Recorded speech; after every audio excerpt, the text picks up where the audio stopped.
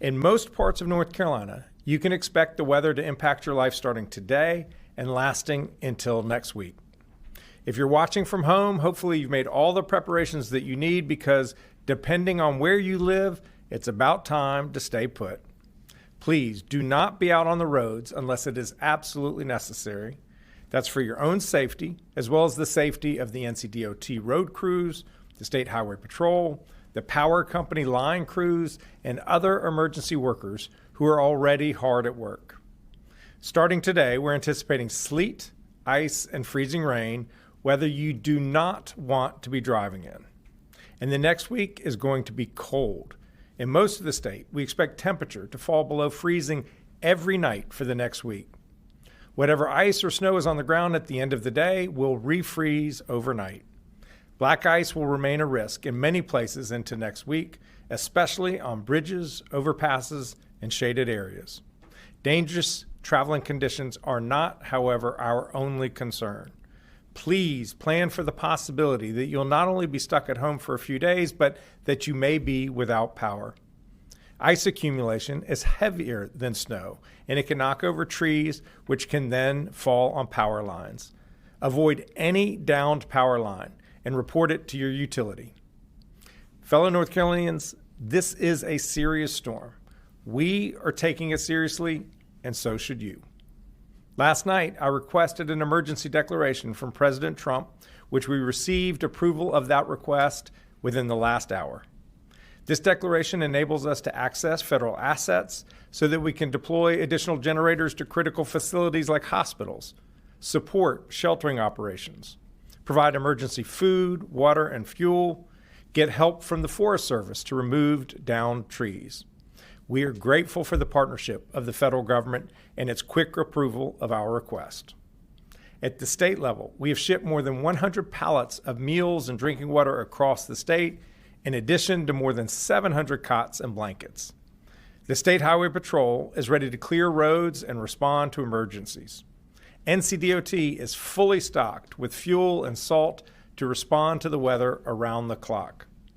21 counties are opening warming stations, 7 counties are opening shelters. We expect more to happen over the course of the day. Now here's what you can do. Stay informed. Make sure you're following your local media, the National Weather Service, and your local emergency management agency for the latest updates and recommendations. Next, double-check your plan for how your household will function if the power goes out. How will you safely keep warm? What will you eat? Who will you call for help in case you need it? Be ready to reach out to family, neighbors, or authorities if you are without power for an extended period of time. Lastly, don't forget to check on your loved ones, your neighbors, or anyone you know who might be vulnerable. When we see someone who needs help, we extend a helping hand. That's the North Carolina way. The safest way for us to get through a storm like this is to do it together. Thank you, and I'll now invite forward Director Ray and then Secretary Johnson. Thank you, Governor, and good morning, everyone. Winter storm warnings, ice storm warnings, and winter weather advisories are going into effect starting midday today for western areas of our state and later this evening farther east. These warnings and advisories remain in effect until Monday across much of the state.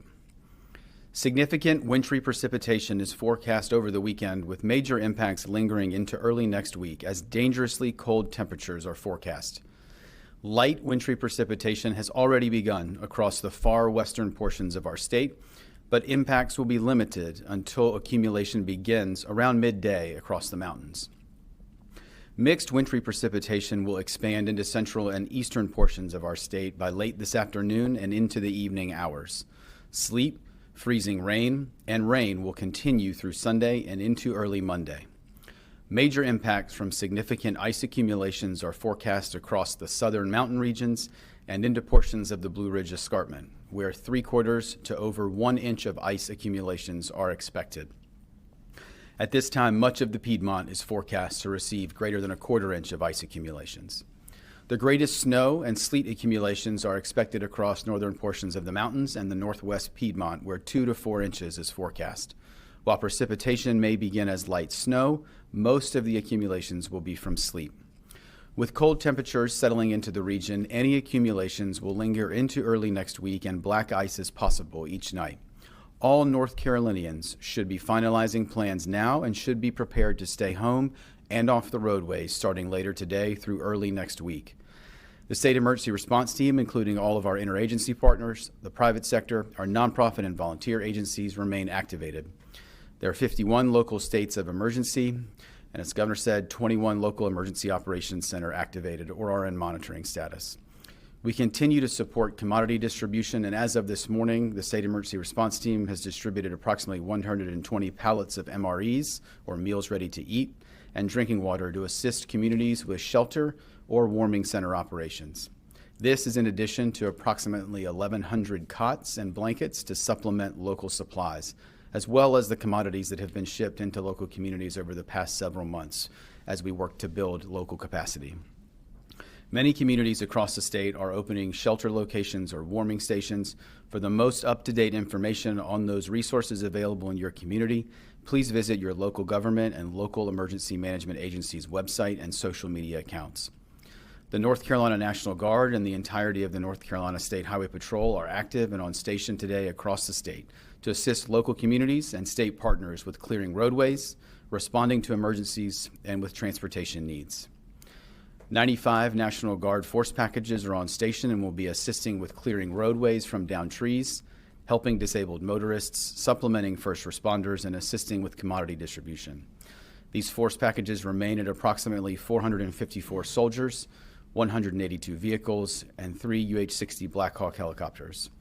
We remain in close coordination with our energy sector partners who are represented here at the State Emergency Operations Center and will be closely monitoring power outage information to quickly assist in restoring power in our communities that may see outages. The North Carolina Forest Service remains with their resources on station and personnel staged across the state that are ready to assist local first responders with roadway clearing where needed.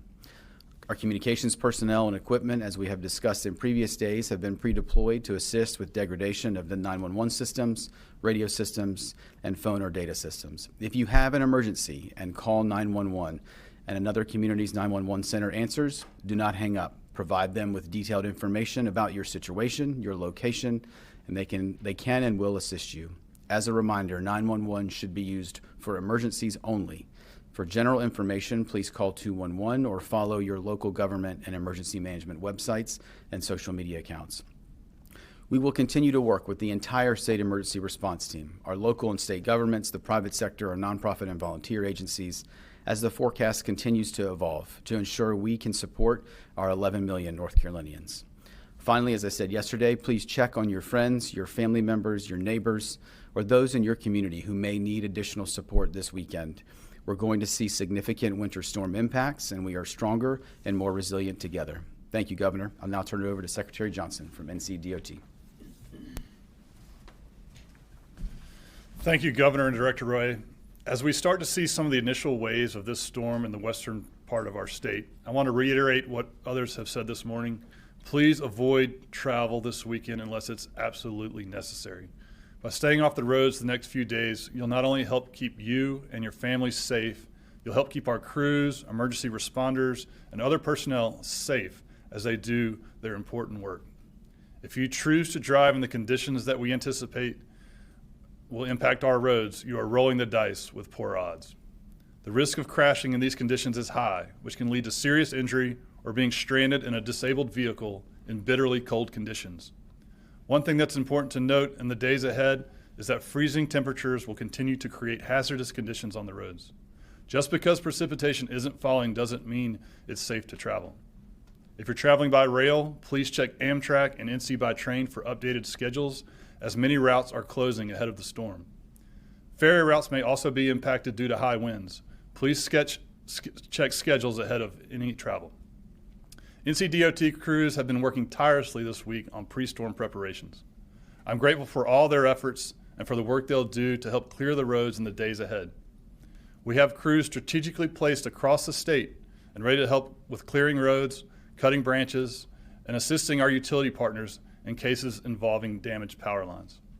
More than 2,000 DOT employees will be working around the clock the next several days to address storm impacts. We've poured our full effort into preparing for this event because we aren't taking chances with your safety. I encourage everyone to stay informed and, if at all possible, to stay put throughout the duration of this storm and until it's deemed safe to travel. People can visit drivenc.gov to view the latest road conditions and other storm-related information. Thank you. I'll turn it back over to Governor Stein for questions. Thank you, Secretary Johnson. If folks have questions, please go to one of the microphones on either side. And if there are no questions in the room, are there any questions online? Anthony Dance with WCAB News. You may ask your question.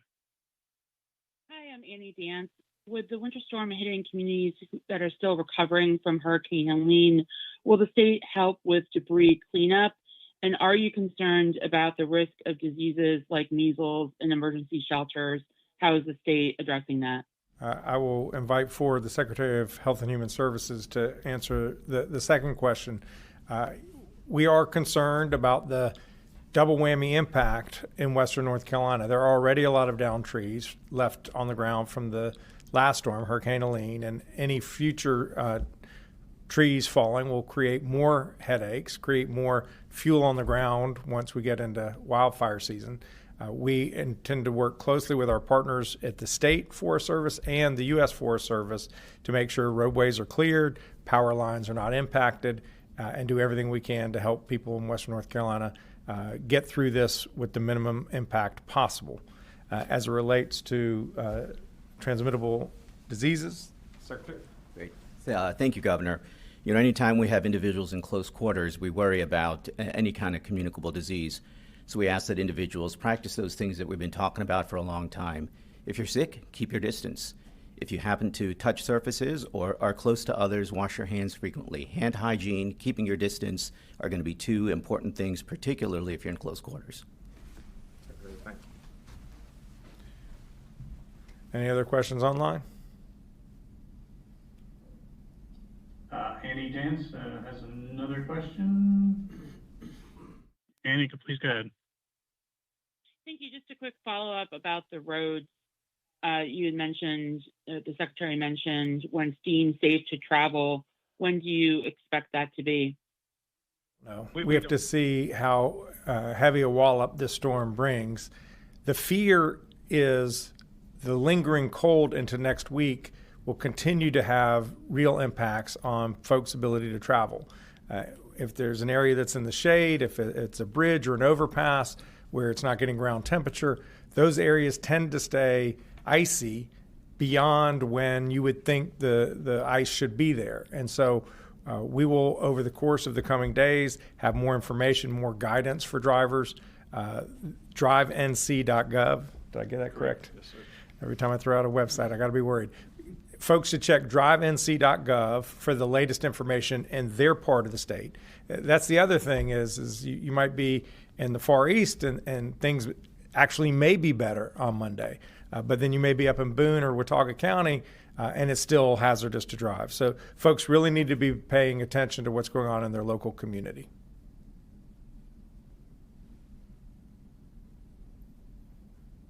We have another question online from Jose Sandoval with Blue Ridge Public Radio. Hey, thank you. Just to ask as well, we're based out of Western North Carolina. Are there any concerns about losing phone service or phone signal? Any concerns like that for the region? We are worried. We're worried about the impact of the storm on all kinds of infrastructure, whether it's roads and being able to drive, or whether it's phones, being able to talk to each other, whether it's water or wastewater. So we're just on our toes, working in conjunction not only at the state level, but with our local partners and with our private sector partners so that we can be as responsive to whatever hiccups come along the way.